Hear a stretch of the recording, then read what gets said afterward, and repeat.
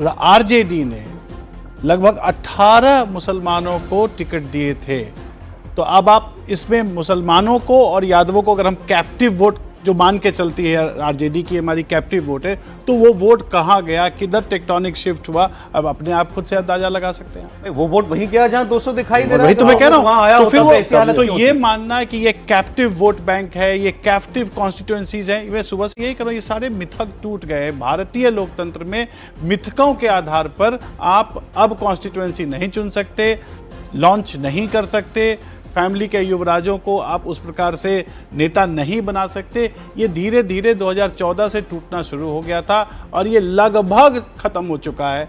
मुझे नहीं लगता है कि भारतीय राजनीति को इस रूप में एक बार पार्टी वाइज भी देख लेते हैं। जेडीयू 80, बीजेपी 91, एलजेपीआर 21, हम 4 पर है, आरएलएम 4 पर है। आरजेडी देखिए कितना नीचे लगातार जाती जा रही है, 28 सीटों पर आरजेडी है। बीजेपी का स्ट्राइक रेट है 51%, 91% यहाँ पर भारतीय जनता पार्टी का जो स्ट्राइक रेट है वो आ रहा है। जेडीयू की बात करें तो 101 सीट पर जेडीयू लड़ी थी, 80 सीट पर इस वक्त जेडीयू ने बढ़त बनाई हुई है। और एलजेपीआर 29 सीटों पर लड़ी थी। माना जा रहा था कि सिर्फ 2 सीटें ऐसी हैं जो जीती हुई हैं, 27 सीटें बड़ी टफ सीटें दी गई हैं एलजेपीआर को, लेकिन 21 सीटों पर एलजेपीआर ने भी बढ़त बनाई हुई है। आरएलएम और एचएम की बात करेंगे तो दोनों 6-6 सीट पर चुनाव लड़ रहे थे और 4-4 सीट पर दोनों आगे चल रहे हैं। कुल मिलाकर एनडीए के तमाम घटक दलों को जनता का साथ मिलता हुआ नजर आ रहा है। और बेहतर कोऑर्डिनेशन वाली जो बात लगातार कही जा रही थी वो बेहतर कोऑर्डिनेशन है कि सब में वोट बटा है, जो वोटों का बंटवारा, जो वोट एक दूसरे को क्या शेयर करवा पाए हैं, क्या एक दूसरे को दिलवा पाए हैं, तो वो सब कुछ हुआ है।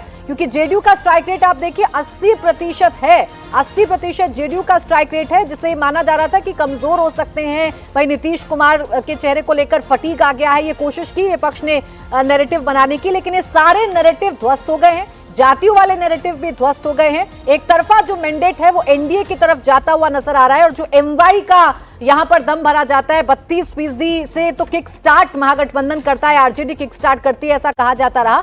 अभी तो कम से कम वो भी नजर नहीं आ रहा है, यानी ये वोट बैंक भी बिखर गए। मैं ये कह रहा हूं